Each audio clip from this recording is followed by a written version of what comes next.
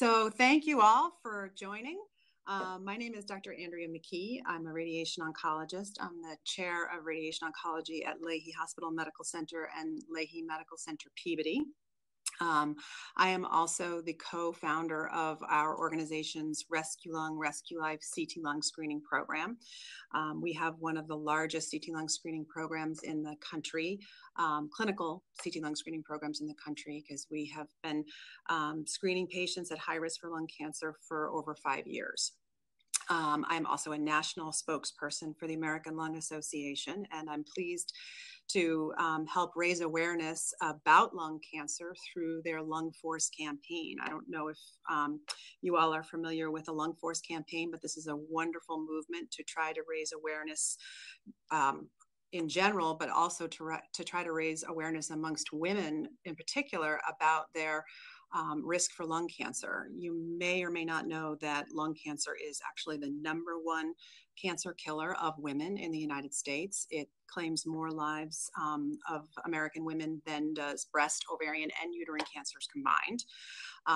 So the Lung Force campaign is looking to try to make sure women are aware of this fact and also raise general awareness about lung cancer amongst patients and amongst providers, as well as lobby for future financial support for lung cancer research.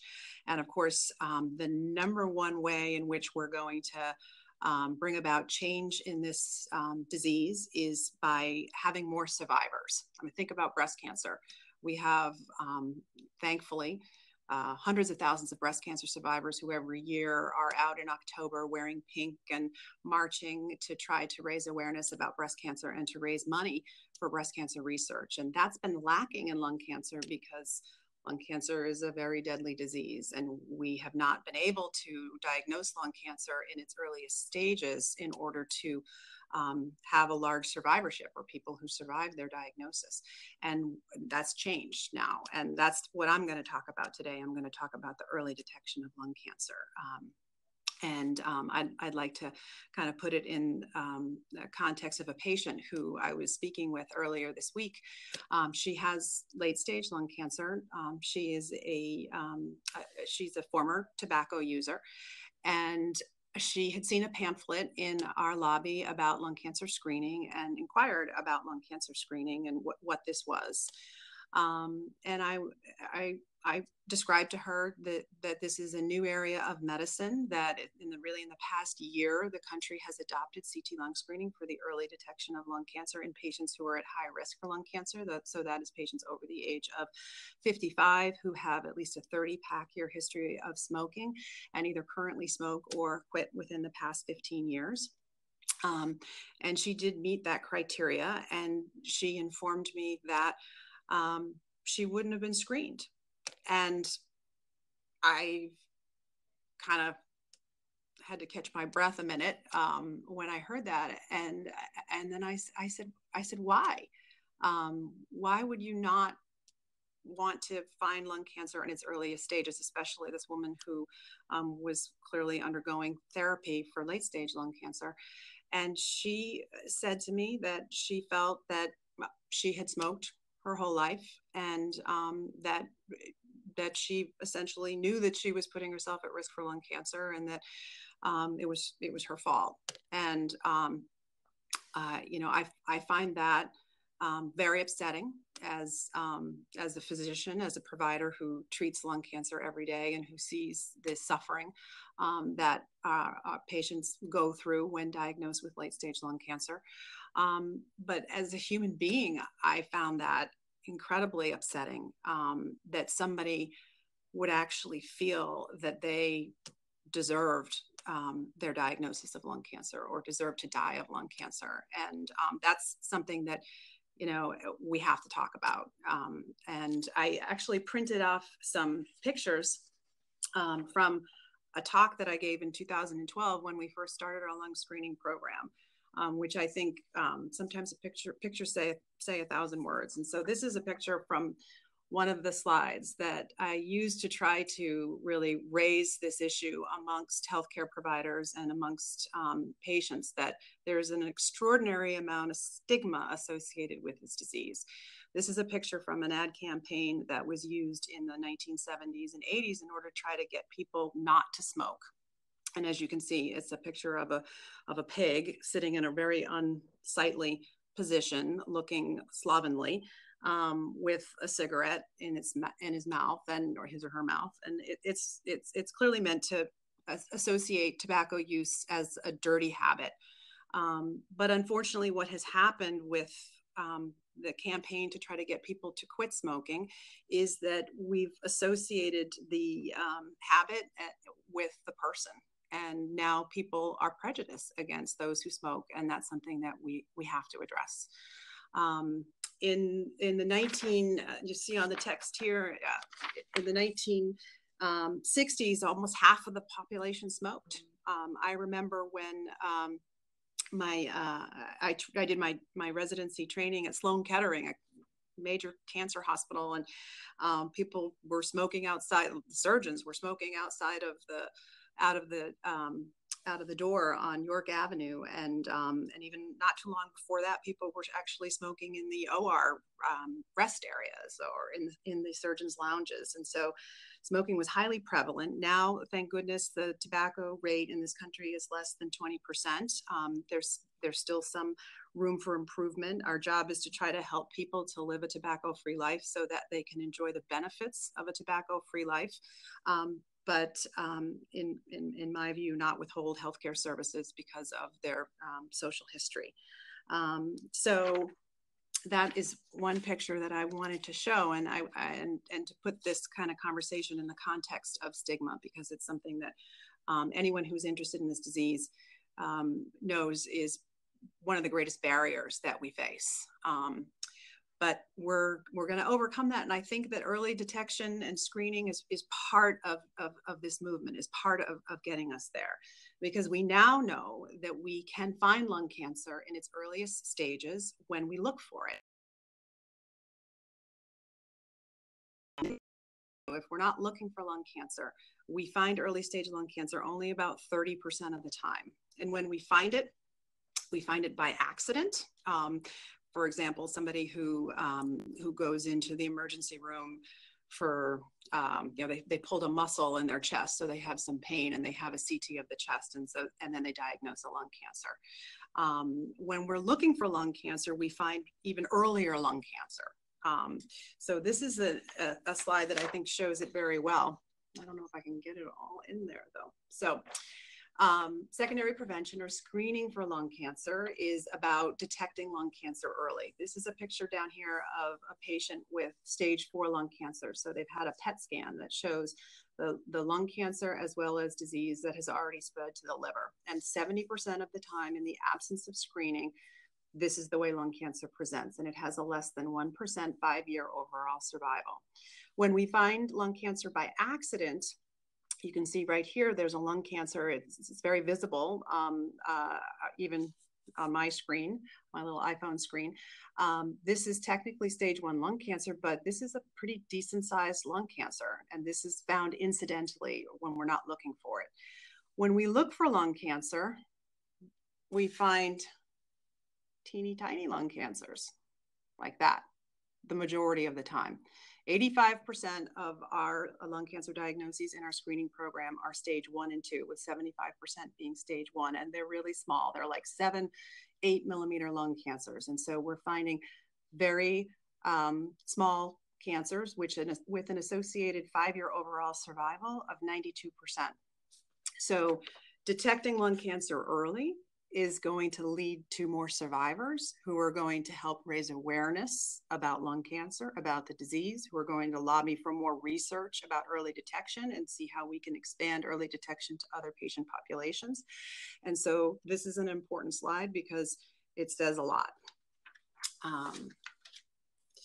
So what are the conversations that doctors are having with their patients about lung screening? So when the National Lung Screening Trial came out, It was actually halted in 2010 because there was, at an early time point, it was discovered that the patients who received an annual low-dose CT of the chest versus an annual chest X-ray over 3 rounds of screening were more likely to be alive.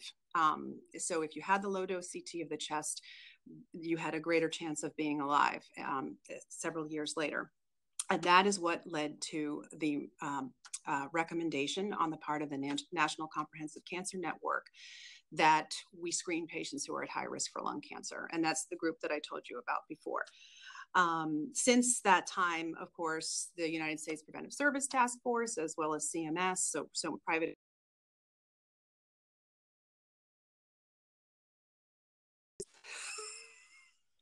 I hope you didn't see that. More GMC was just trying to call me, probably about my truck service. So lung screening is now paid for in this country if you are at high risk for lung cancer.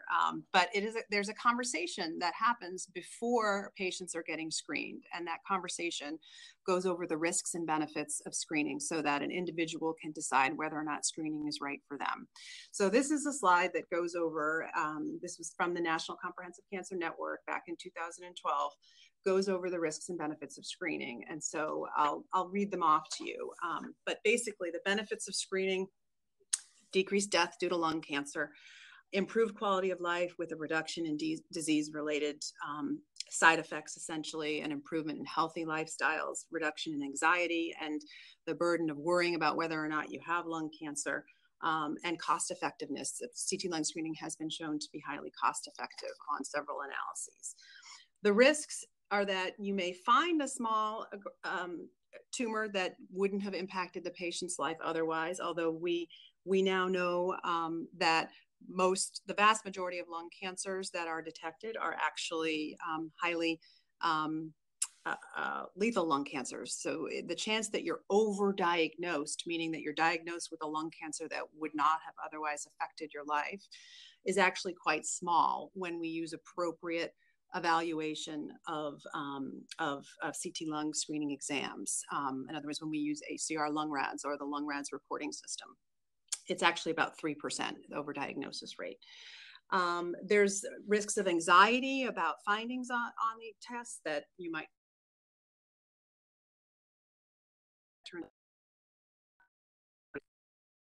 There'd be false positives or a nodule that doesn't turn out to be lung cancer. Sometimes we find other cancers. We've found breast cancers and thyroid cancers and liver cancers in the screening program. So sometimes patients will have necessary testing as a result of the scan, and sometimes patients will have unnecessary testing as a result of the scan. There's concern about radiation exposure from the CT itself, and then there's concern about cost. I mean, it is a cost-effective exam because it does save lives, but it does cost money to screen people for lung cancer. So I wanted to talk a little bit about a few of those things that I highlighted. One of them is the radiation exposure, because actually I think this is something that is really not as great a risk as some people have talked about it to be. This is a low-dose CT of the chest and a regular dose CT of the chest. And I don't know if this projects well, but essentially they look the same. This is 1 millisievert. This is 10 millisieverts. And in terms of looking for nodules in the lung fields, they do about an equivalent job. So we're using a very low dose of radiation. It's essentially the dose of what we use for a mammogram. And if you look at other radiation exposures throughout somebody's life, a mammogram has about 0.7 millisieverts. If you have x-rays of your spine, that's 2 millisieverts. If you have a diagnostic CT of the chest, that's 10. If you have a triphasic CT of the chest, abdomen, and pelvis, that's 25. If you fly across the Atlantic several times, 7 times equals 1 low-dose CT of the chest. So we're talking about low doses of radiation when we do the exam appropriately. And that's something that centers have to learn how to do. They have to learn how to use the appropriate protocols on their CT scanners in order to scan patients correctly through the program. They also need to use a reporting system. So this is lung RADS. which was invented by my husband, Dr. Brady McKee. He's the section chief of thoracic imaging at Leahy, and he actually developed this system in 2012 before we screened our very first patient. This system has since been adopted by the American College of Radiology and is now being used nationwide to report CT lung screening exams. One of the things that we've tried to speak about quite vocally is that you have to train to learn how to use this system. It's not something that you can just do. I mean, I'm not a radiologist, I'm a radiation oncologist, but in the voice of radiologists who I have spoken to, there's a lot to learn about reporting out these exams. And that's one of the challenges that centers are facing today is how to actually be able to report out these exams appropriately and to know how to use the system for reporting. And every exam does need to be reported out on the system. That's actually part of the payment schedule from CMS. In order to be able to get paid for doing the exam, you have to use the LungRad system. So then I have one more slide, and then we're going to go to the questions. This is a slide that I think is very important. It's our volume reassurance slide that we used with our primary care physicians when we went to go teach them about lung screening. It's very important for any center who's going to do lung screening that the experts in the field go and speak to the primary care physicians to really make sure they understand, what is this new area of medicine? Why are we doing it? How are we doing it? Be prepared to have the conversation about the risks and benefits, but also to understand that it's not a huge number of patients who you're actually having the conversation with. For a typical primary care provider who has about 2,500 patients in their panel, it's only about 75 patients per week who actually are at high risk for lung cancer and whom they're having this conversation. I'm so sorry, not week. This is over the course of a year. 11 patients positive for a lung nodule and 6 patients with a potentially significant finding. So after 2 years, after your program has been up and running for 2 years, we, as a center, if you're screening about 100 screenings per week, you're saving one. It's really powerful for primary care to understand the role that they are playing in identifying these patients for the screening program or to be sent into the screening program, and what we can do together as a healthcare system to protect our high-risk patients. And so now let's go to the questions. So I'm just going to take a second here. So first I see early diagnosis is so important. Does every hospital allow people to get early screening? So I would say that, so you heard me mention that screening is new. We've been doing it since 2012, but we took a very, very proactive position. We started screening as soon as the National Lung Screening Trial was published and the National Comprehensive Cancer Network came out with their recommendations. But most centers did not start screening that early. Most centers are starting to get their programs going now. And so it takes time.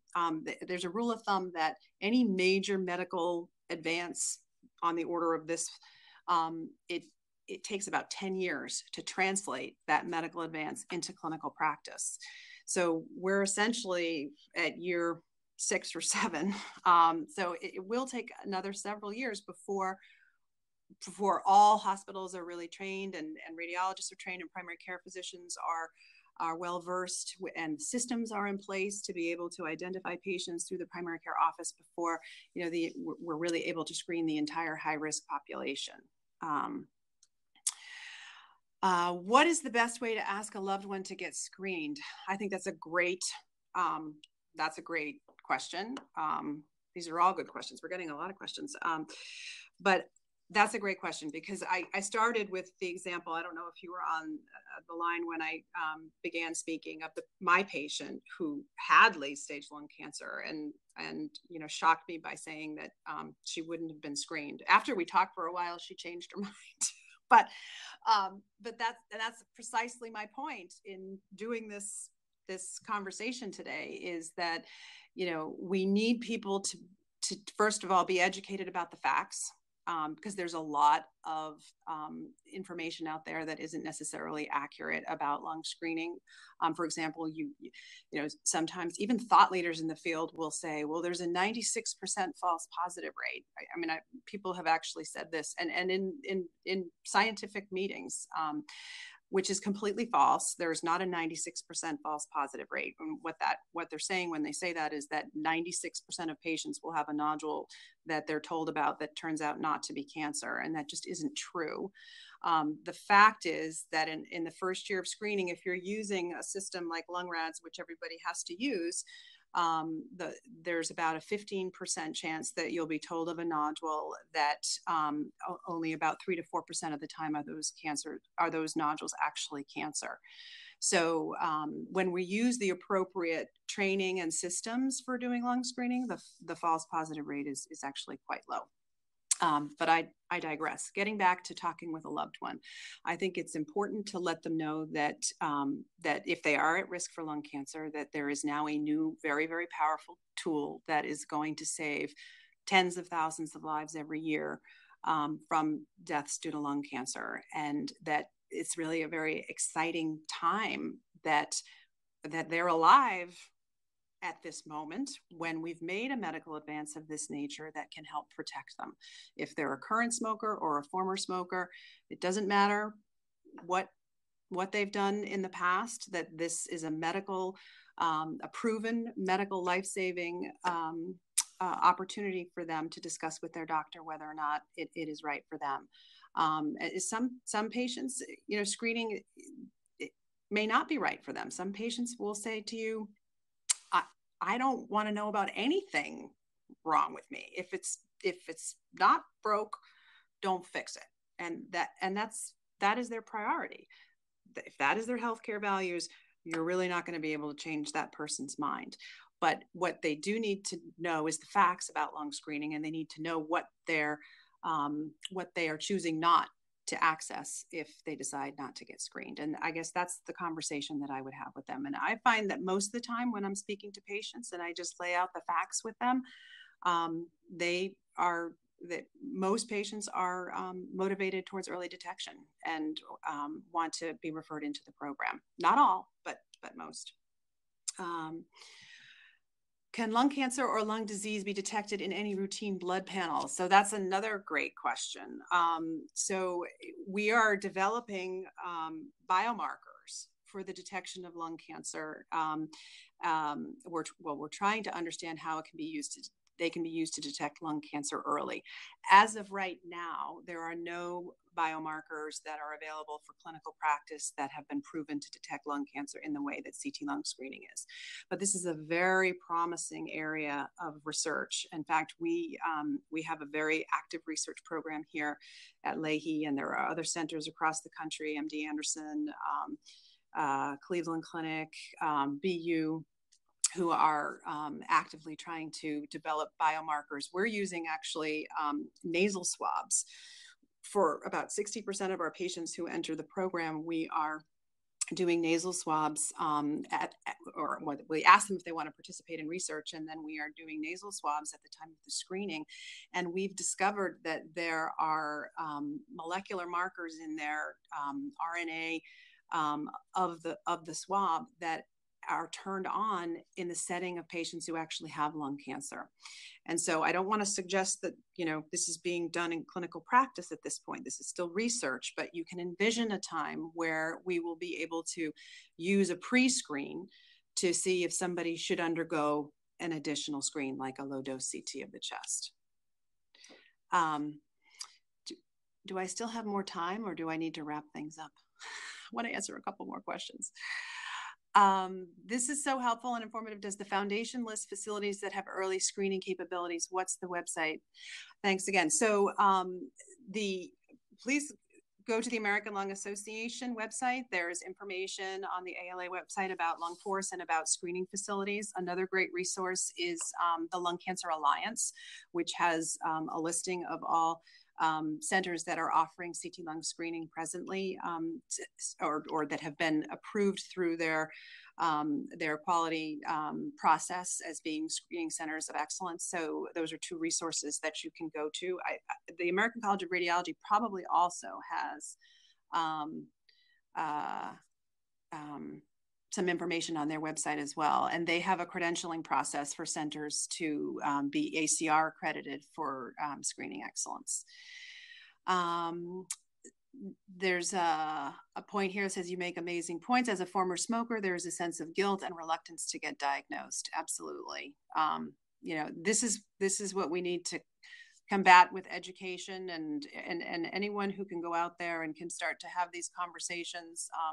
You know, the toughest thing, I think, is if a patient goes to speak with one of their primary care physicians or their doctor, and their doctor may still harbor some of these feelings. When your provider harbors these feelings, it's tough, because it's tough to have an unbiased conversation in those situations. And so I think it is important, when I speak with my patients, it's just in general about selecting a primary care provider. I do think it's important that your primary care provider and you share some, you know, that you're look at your healthcare decisions through your eyes, because that is the whole concept behind shared decision making. Is not that the doctor is making the decision that they would make for themselves, but that they've taken the time to get to know you and are helping to advise you based on their medical knowledge of what's the best decision for them. I think I may need to wrap it up, because the group is going to want to come in for the cake. So this has been really a great time for me. I've very much enjoyed talking about this, and the broadcast you can continue to see the broadcast. It will play afterwards as well, and I'd love to do this again at some point. I'd like to thank the American Lung Association for giving me this opportunity, and I hope you all check out their website and wear turquoise. I forgot to mention. So turquoise is the color for lung force awareness. And so throughout the month of May, it's a turquoise takeover, and we are all wearing turquoise in my department here to raise awareness about lung cancer amongst our community. So hopefully you will do the same. Thank you.